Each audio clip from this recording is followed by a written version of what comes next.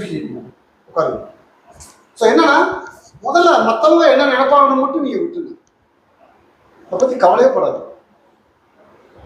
ஆனால் என்ன அப்படின்னா இன்னைக்கு ஒரு இண்டஸ்ட்ரி வந்து ரொம்ப நல்லா இருக்கு. ஏன் நல்லா இருக்கு அப்படின்னா கேமரா ஃபிலிம் கிடையாது, எல்லாம் டிஜிட்டல் தான், திருப்பி எடுத்துக்கலாம்.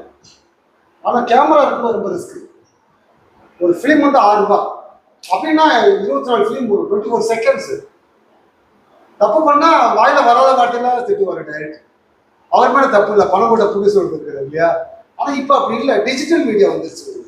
அழிச்சடிச்சு எடுத்துக்கலாம். உங்களுக்கு தெரியும், நீங்கள் ஷார்ட் ஃபிலிம்லாம் பண்ணிடுங்க, ஓரளவுக்கு நாலேஜ் இருக்கு இல்லையா, நீங்கள் எடுத்துக்கலாம். யூடியூப் பண்ணலாம், ரீல்ஸ் போடலாம். பட் நான் வந்து ரீல்ஸை டப் வச்சு ரெக்கார்ட் பண்ண மாட்டேன். அது வந்து உங்களுடைய நாலேஜ் வந்து இருக்கணும்.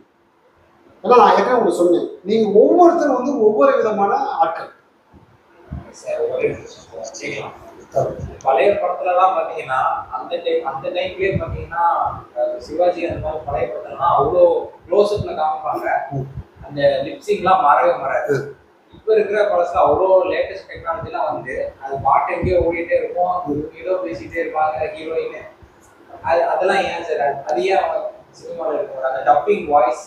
இல்லை அது இது எங்கேயோ போயிட்டு இருக்கு, வாய் எங்கேயோ போயிட்டு இருக்கு, அது முடிஞ்சிருச்சு, இவங்க பேசிட்டு இருக்காங்க. இப்போ அது என்ன சொல்றேன்னா, நம்ம வந்து முழுசா ஒரு வரலாறு தெரிஞ்சுக்கிறது.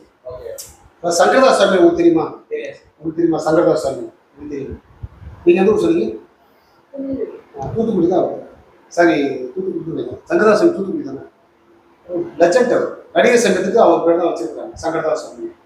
அவர் வந்து ஒரு தடவை வந்து தந்தை, நாடகத்தோட தந்தை அவர் தான். மதுரையில் போனால் தம்கவி அதுக்கு பக்கத்தில் ஒரு சிலர் பட்டெல்லாம் அடிச்சு உட்காந்துருப்பார், பெரியாருமா இருப்பார். ஆனால் அவர் நாடகத்தின் தந்தை.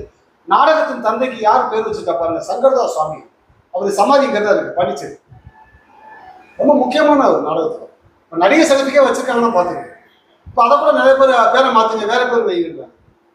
வரலாறு நமக்கு தெரியுது இல்லை, உணர்றது இல்லைங்க, மூளைக்கு போயிடணும். உணர்றது நீ சொன்னதுக்கான விஷயம் வந்து மூளைக்கு போயிடணும். ரொம்ப ஓவர் டெக்னாலஜி போட்டு உணர்வுல வந்து டெக்னாலஜியை புகுத்தவே முடியாது. உணர்வுன்றது வேற, டெக்னாலஜியை வச்சு ஒரு படத்தை ஓட வைக்க முடியாது. இன்னைக்கு பழைய படங்கள்லாம் பார்த்தா நம்மளுக்கு அழுக வரும். சுவாய் சார் படங்கள்லாம் பார்த்தீங்கன்னா பாலும் பழமும் எவ்வளோ படங்கள் அப்படியே கண்ணில் தண்ணி வரும். அப்படியே வைராக்கியமாக உட்காந்தா கூட கண்ணில் தண்ணி வரும். எம்ஆர் அதெல்லாம் பார்த்தீங்கன்னா இன்னைக்கு பார்த்தீங்கன்னா பயங்கரமாக இருக்கு, மல்டிப்ளாக இருக்கு ஆக்டிங்.